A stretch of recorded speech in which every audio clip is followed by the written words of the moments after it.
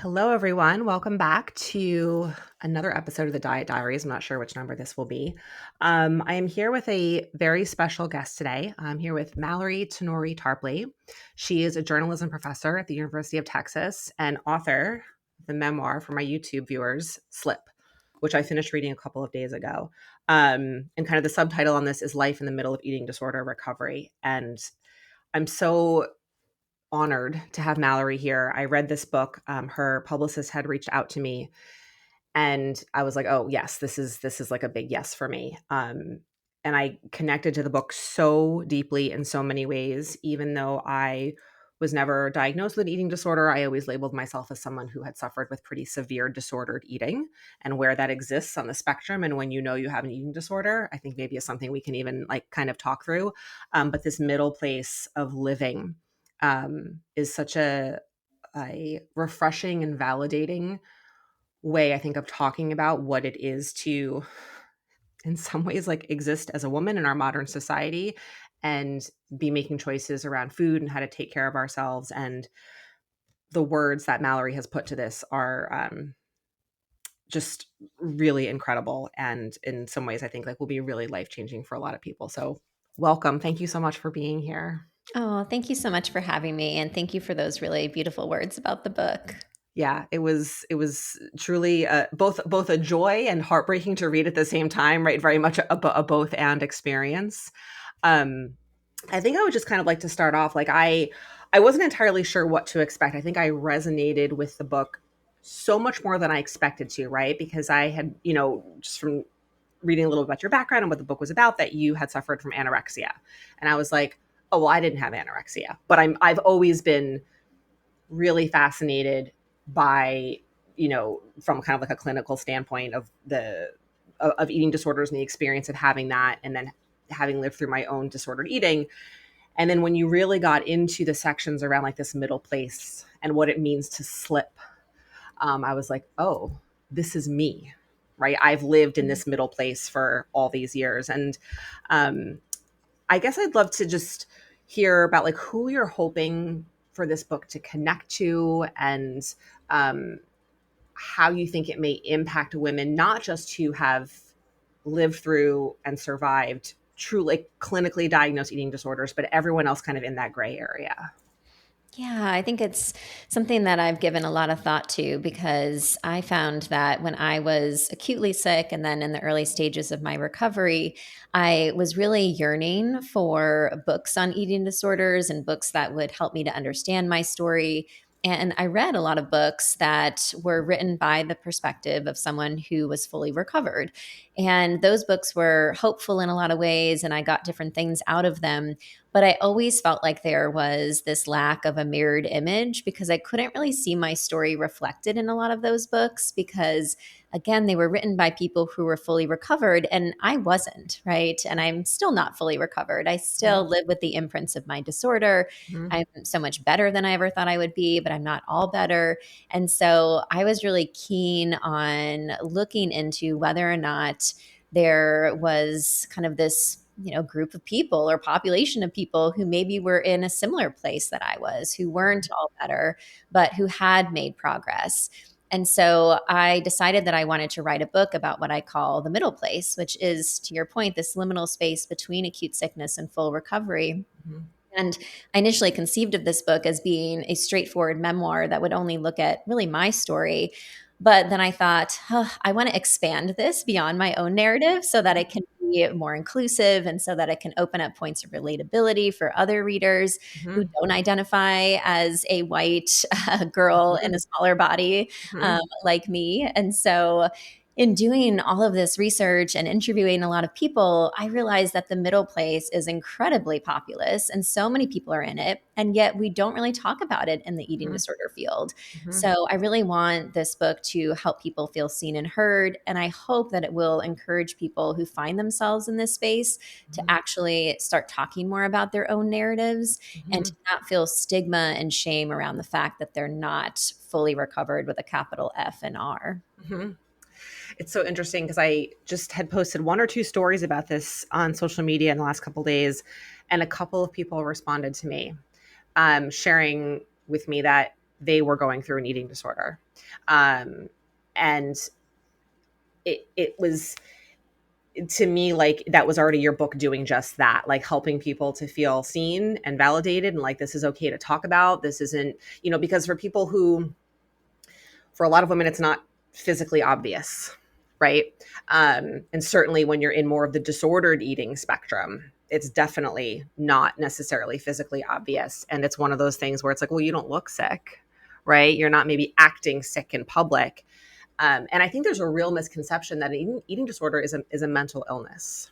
Mm-hmm. Um, and I don't think that very many people think of it that way. I think they think of it as like this self-inflicted, um I can't even think of the right language, but what you talked about at the very end in terms of the inheritability of it, those statistics blew my mind.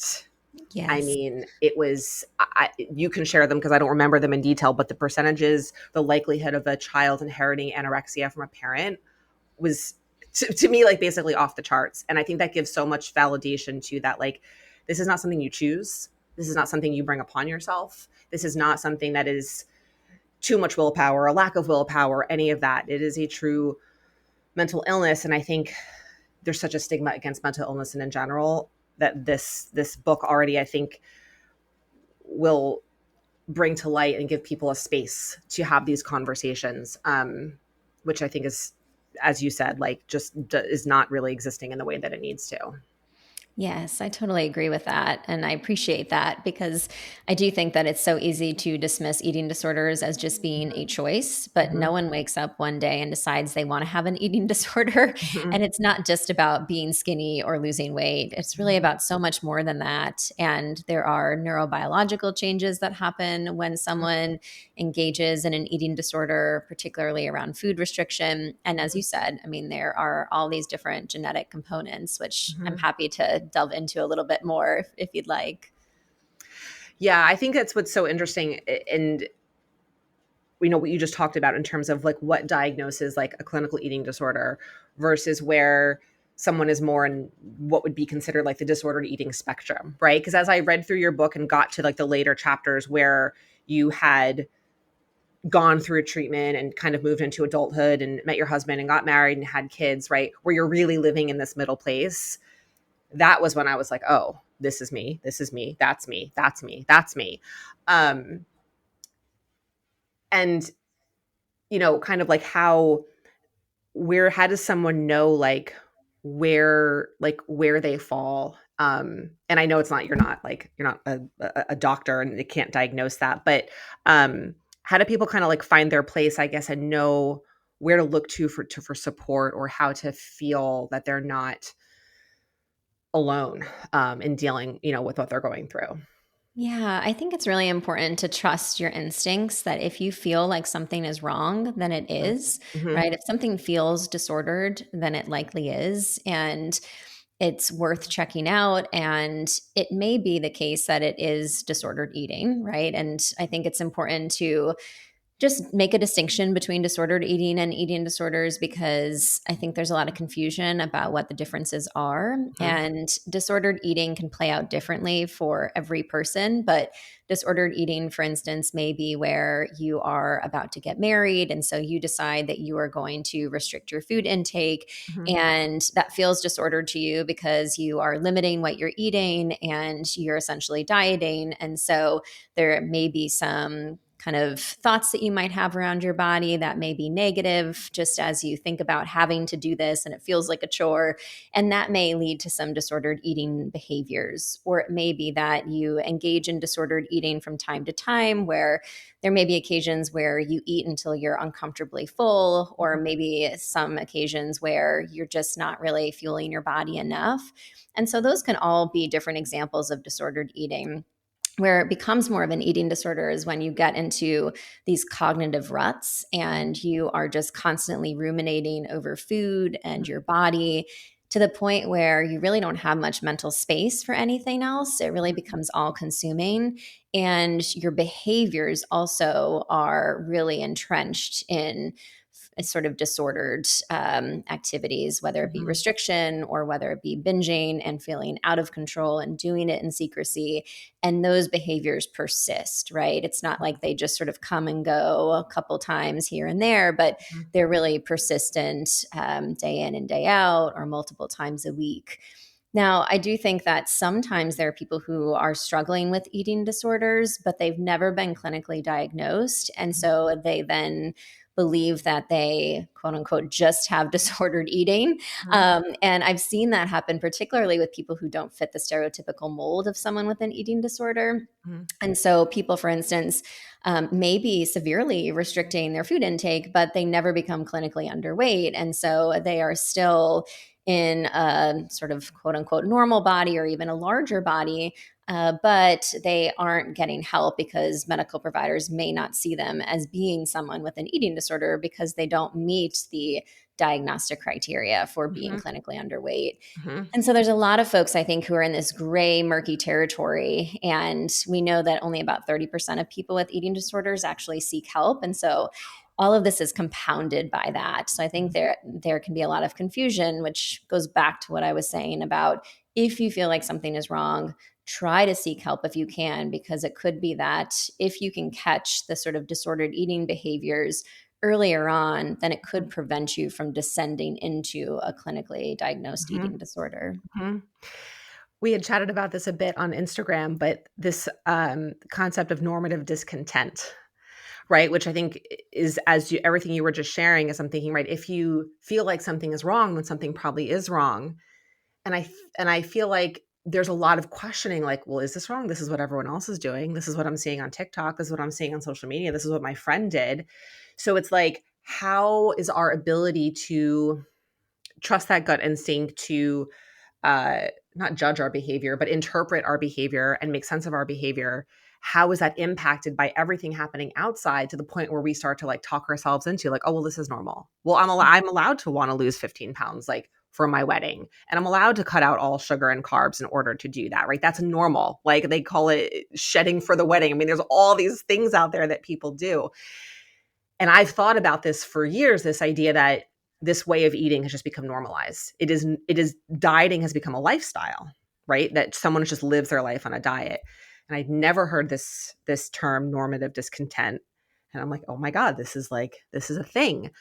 So I'm curious as to your take on like how do we kind of negotiate that feeling of something isn't right and I know this isn't good for me and this feels kind of out of alignment with what I need to be doing to take care of myself with that sort of like, well, but everyone else is doing this and this is what I need to do to be attractive or fit in and that whole piece of it.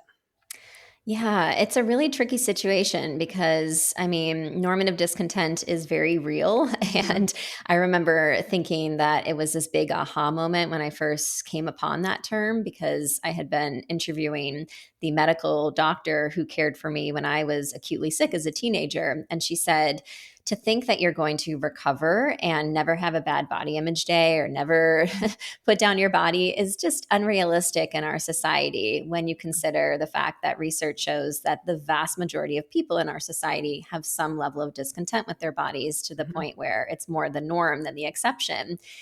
And so I think it can be really tricky to untangle that and to think about whether our behaviors are just normal or if they are actually problematic. And I would say that more often than not, they're probably somewhat problematic. Mhm. And I think we need to listen to that inner voice that tells us that Mhm. because society, social media, skinny talk, even though that's been banned, I mean, you're still seeing so much of that content because we are so deeply rooted in diet culture, Mhm. and there is so much fat phobia that is persistent within our society. And so I don't think it should be normalized. And it breaks my heart that it is, especially as I think about my own kids who are 7 and 9 and who are going to be exposed to social media soon enough. And so I think that it's really important to look at what's underlying a lot of these messages that we're hearing. For instance, if we think about just the messages that were coming out on Skinny Talk, where essentially you had these influencers who were telling people, well, you can still eat anything you want, but instead of having two slices of pizza, you eat a quarter slice of pizza, right? And they would sort of talk about that as not a diet because you're still eating what you want, but it's more about wellness. And I think that oftentimes the messaging we hear is disguised under this language of wellness and well Mhm. being to the point where, again, we begin to justify it and normalize it. Mhm. But part of living in this society and sort of taking care of our bodies, I think, is trying to recognize diet culture when we see it and call it Mhm. out and Mhm. say that might be normal, right, by society standards, but it doesn't have to be my normal.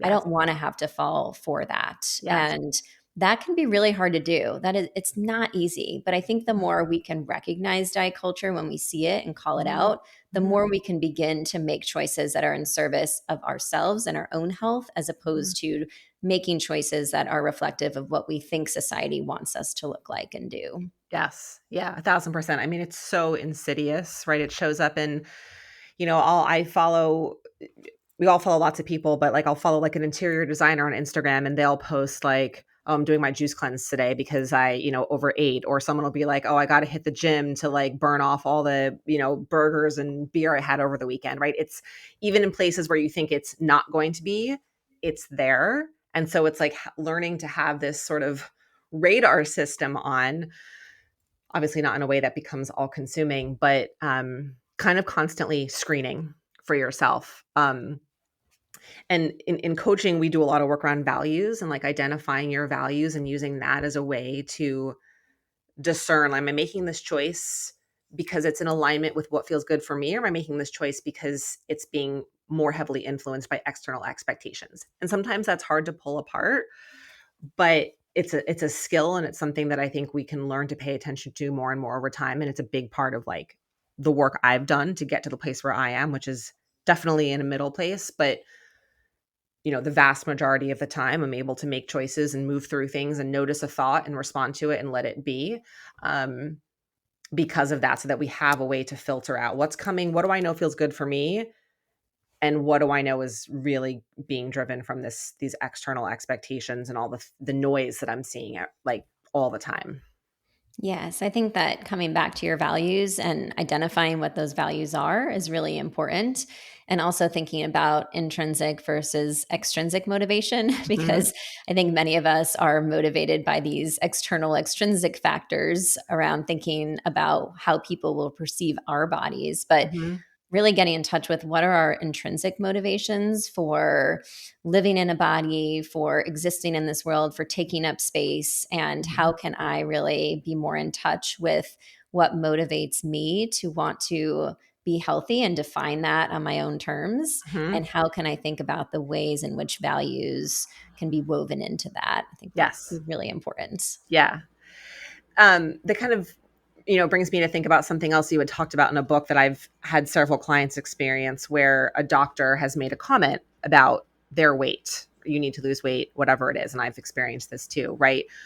With no understanding of that person's background with food, with body image. And I've had it be a major trigger for clients who have dealt with pretty severe disordered eating, where it's sent them back into a very, very difficult place.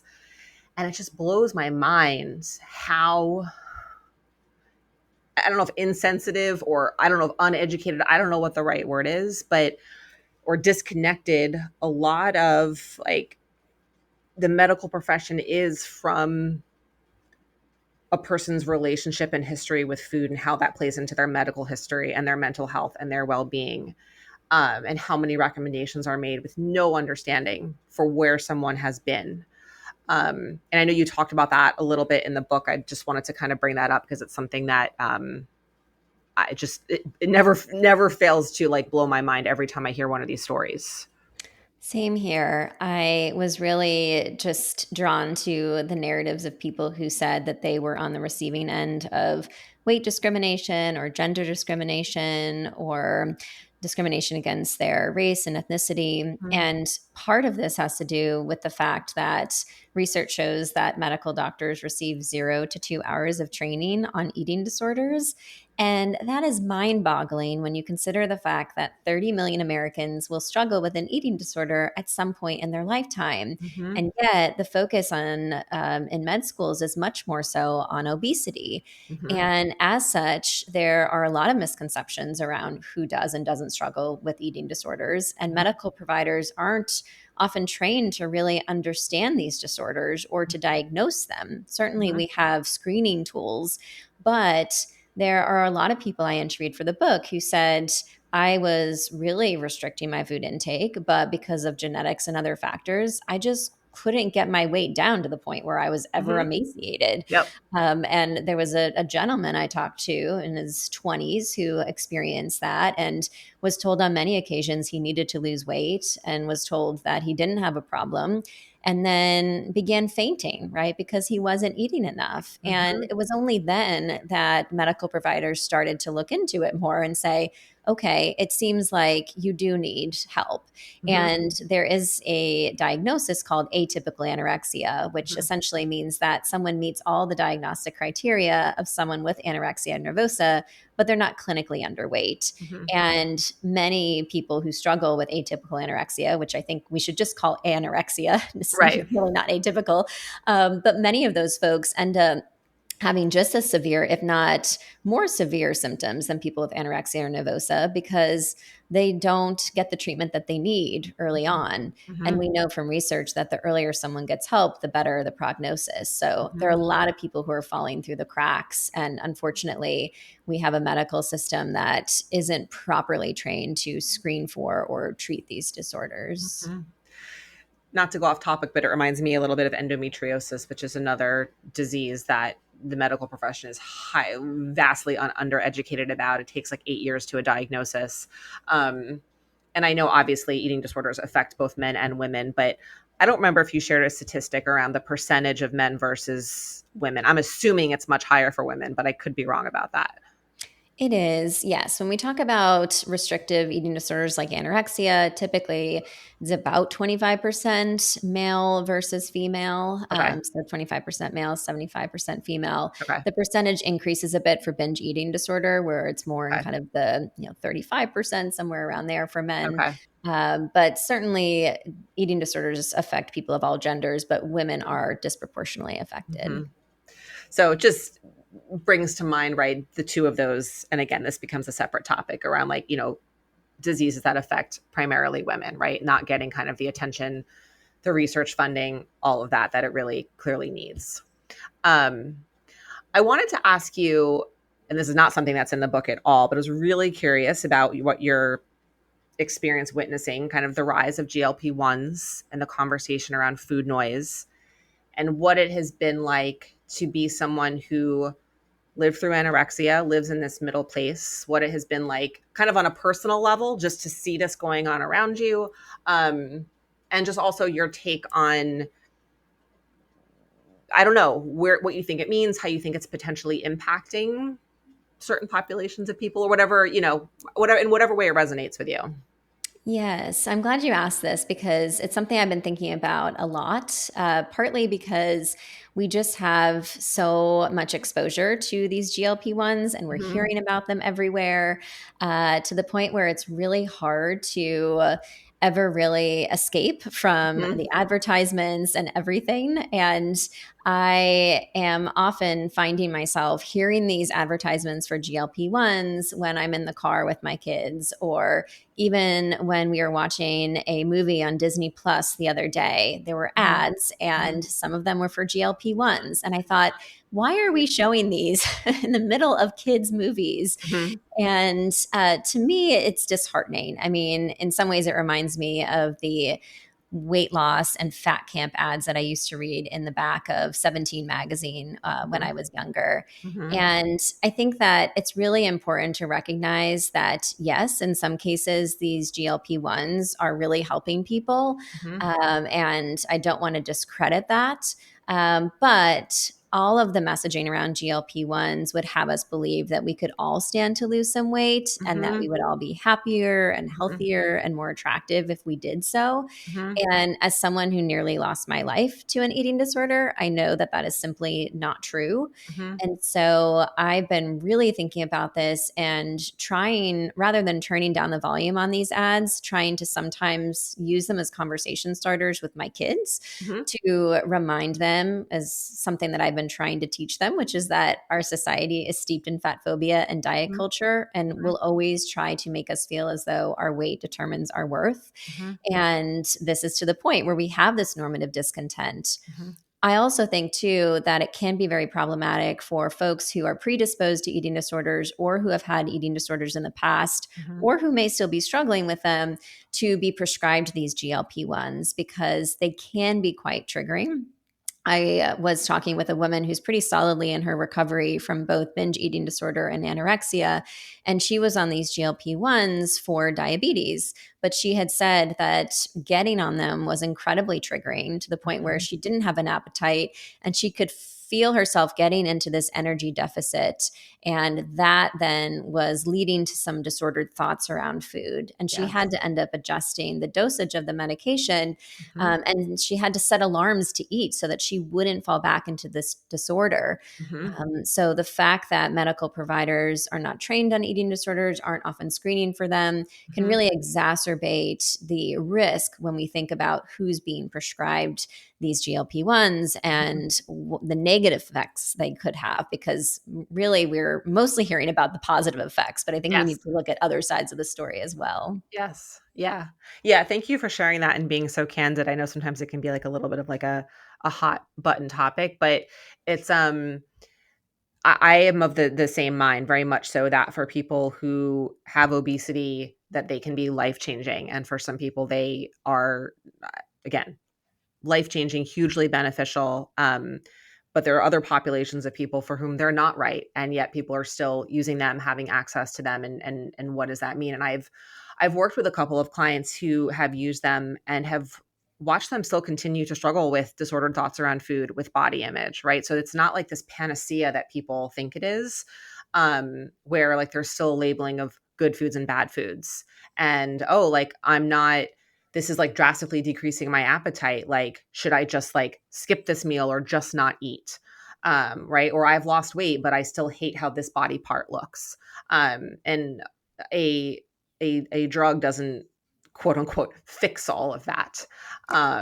So I think there's so much, I think there's so many conversations that are not being had around these, that um, they're very right for some people and very not right for other people. And it's just a lot more, I think, nuanced than people want that conversation to be.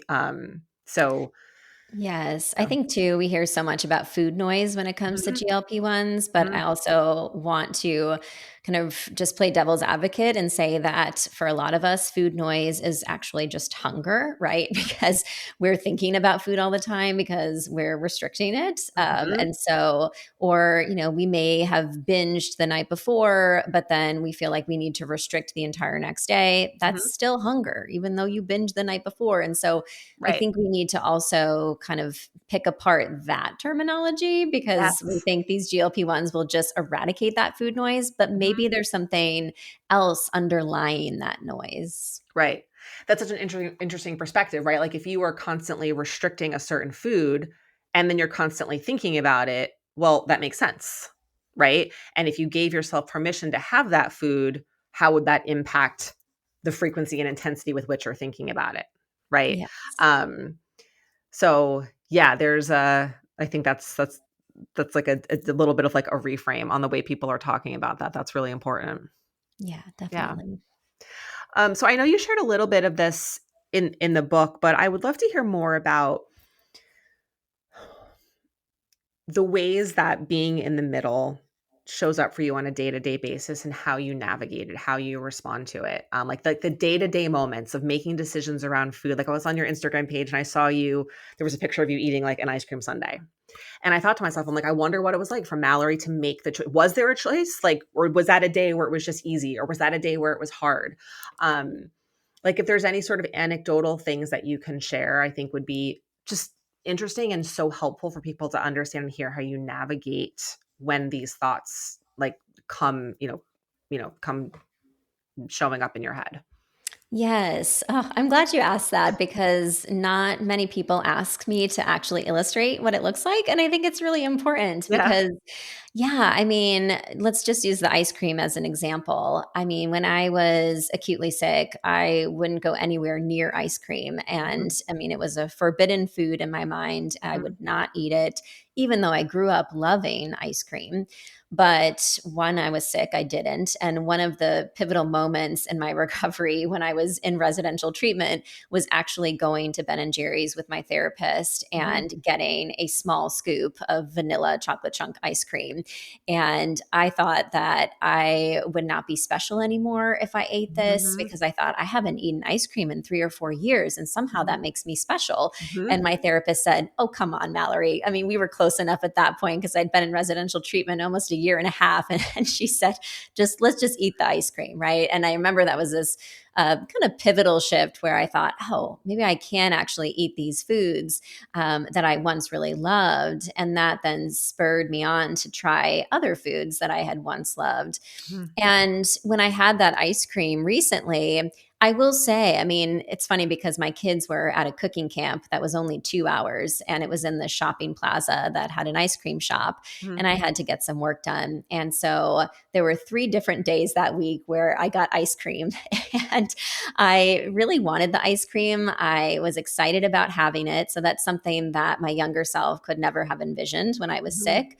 But the first day that I had the ice cream, I did end up limiting what I ate for lunch. And Okay. so I was in more of a restrictive mindset because I thought I'm going to have ice cream, so I can't have that big of a lunch.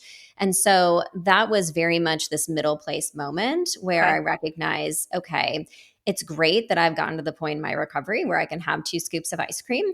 But I still sometimes contend with these thoughts around restriction. Mhm, But the second day when I went, I said, I still want the ice cream, but mhm. I also can look back at yesterday and realize that my lunch was too small and I was still hungry even after I'd had Okay. the ice cream. Okay. And so I tried to really pay attention to that. And the next day had what I would consider a normal lunch for me, right? Something that satisfied me more. Mhm, And then I could still enjoy the ice cream. And mhm, so I think that a lot of times for me, it's a matter of recognizing when I have some of these more restrictive tendencies mhm, and acknowledging that sometimes I do end up kind of just listening to those restrictive thoughts and they sometimes do still impact my behaviors. mhm, But I try to look at that and say, how can I do better tomorrow? Or how can I mhm, do better later today or in mhm, the next moment? And try to kind of learn from mhm, those little slips.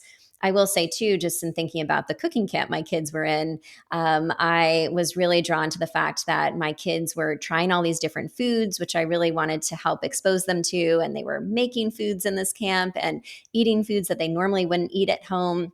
And they came home wanting to help in the kitchen with dinner. And I found myself getting anxious around that because I still find that I'm controlling in the kitchen. And I like to make my kids food. I like to be the one that buys all the food. I like to be the one that cooks it. mhm, And my kids are kind of teaching me, right? I had this moment the other week where I said, I need to sort of let them have some freedom in the kitchen to mhm, experiment and to get messy with the flour and to put a little bit more sugar in the banana bread we make as mhm, opposed to measuring everything out perfectly. mhm, So that was another moment where I realized, okay, this is life in the middle place. I'm recognizing this about myself, and this is an mhm, imprint of my disorder.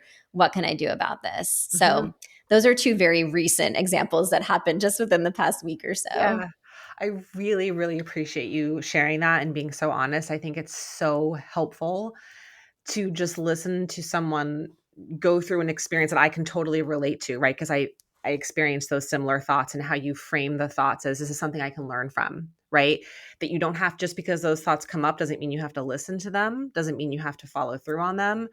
It doesn't mean you have to try and get rid of them, right? We can use them and almost like have a conversation with those thoughts and accept that there's almost like a there's like a normalcy of that. Like you said, the eating disorder has an imprint on my brain. right? There are those pathways, those neural connections that were formed many, many years ago. And they don't, I often make this analogy to like the Grand Canyon, right? The river carved through the canyon, it exists. Another river could carve a new canyon, but that canyon's always going to be there.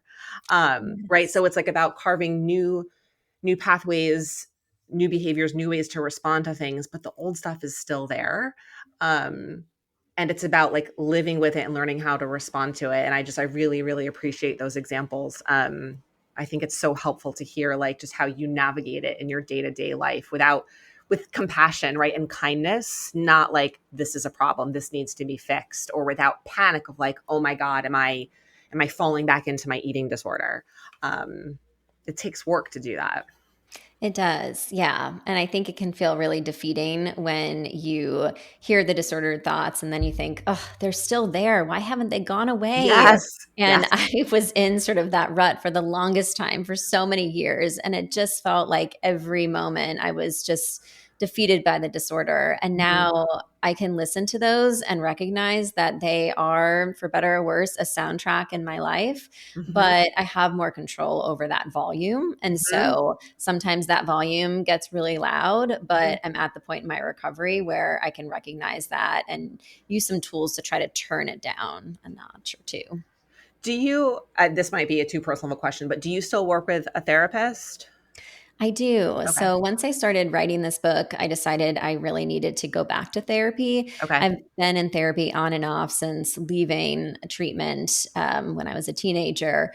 But thinking about writing this book and just excavating so many painful memories from my Mhm. past, and then Mhm. also conducting so many interviews with people Mhm. about their eating disorders, really prompted me to seek out a therapist. So I actually do see a therapist and a dietitian who specializes in eating disorders. And Mhm. for me, it's about maintenance and Mhm. about just recognizing that it's okay that even though I am 25 years into my recovery, I still need help. And Mhm. I think just acknowledging that is really refreshing. Yeah, that it's lifelong, right? There's no deadline or urgency or end date or finish line. I think there's such this belief that like, oh, I'm cured, I'm healed, I'm fixed, I don't think these things anymore, and that's just not the reality of it. Um, I that experience what you shared before of like, why am I still having these thoughts? Why am I thinking this? Like, I have thought that. I've had clients share that, and trying to understand, right? It's normal, right? That's your Mhm. brain's way of trying to protect you, right? That's what it knows, and this is you learning and creating new ways of taking care and protecting yourself. And like the language you used around like that, this is like the soundtrack of my life, and I know how to adjust the volume on it. I think just speaks to there's a certain, I don't want to say it's a certain permanence, but it's not like this finite permanence, right? It ebbs and flows, but that's just something that's part of you and part of your brain, and accepting that and recognizing that versus like fighting it. I think there's a lot of benefit. I mean, it's the reality of it, but it doesn't mean it's easy to do, but there's a lot of upside to kind of getting to that point where you know like, okay, this is going to be something that's going to be with me, and I know how to deal with it. Yeah, exactly. And to recognize that it's not a moral failing if I Right. still have those thoughts, Mhm. because I think that for a lot of people in the middle place, they end up getting feedback from clinicians or others who suggest that they're somehow settling for stagnancy, or if they Mhm. just tried harder, then they could reach full recovery. And Yes. I feel like I have tried my absolute hardest throughout my entire adult life to reach Mhm. this full recovery. And Mhm.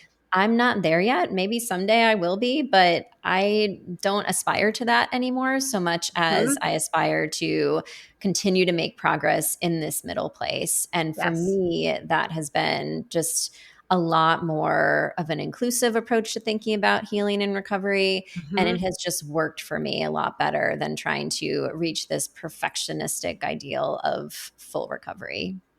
Absolutely. I couldn't like resonate with that more, and I think that's just such a helpful message to share with people, to let people know that that's an okay place to be. It's a more than okay place to be. Yeah, Is definitely. there anything else that you wanted to talk about or share while we have our time together? I think that we covered a lot of the topics. I mean, I Okay. think that it's just really important to try to be authentic about where you find yourself, and just to think about how can you talk about your story in a way that feels true to your experiences, because for Mhm, so long I kept telling people I was fully recovered even though I was very much silently struggling, mhm. because I thought that that's what people wanted to hear, and I Yeah. was ashamed to be anything but fully recovered. And it wasn't until I started to be really open and honest about my own experiences that I found that I could actually move forward in my healing. Mhm. And for me, that's been really helpful. And so I would just sort of say that as a way of kind of coming back to what we were talking about earlier in terms of Mhm. that authentic storytelling and truth telling about where we find ourselves. Yes. And by you sharing your story and writing this book, it helps people give that permission to themselves, right? To be able to do that as well. So I so appreciate that personally, and just, for all the women and men that you are helping by doing this work. Oh, thank you so much. Can you just share, the book comes out, I know, August 5th. This will air shortly after that. Where people can find it, or just any other points of connection with you. Sure. So you can definitely find the book on Amazon. It also is available on Barnes and Noble's website. Most independent bookstores are also carrying it online and/or in stores. And so, yes, I hope that your listeners will check it out, and that they'll find points of relatability in it. Because, like you said, I think Mhm. a lot of people might look at it and think, well, I've never had a full fledged eating disorder, or I never Mhm. had anorexia, so this Mhm. doesn't pertain to me. But my hope is that we It can all sort does. of learn from the Yes. book in different ways. Yes, 1,000% yes. Like, if that's the last message we leave people with, like, I think that's it. Um, Absolutely. Thank you so much for your time. This has been awesome. Oh, thank you.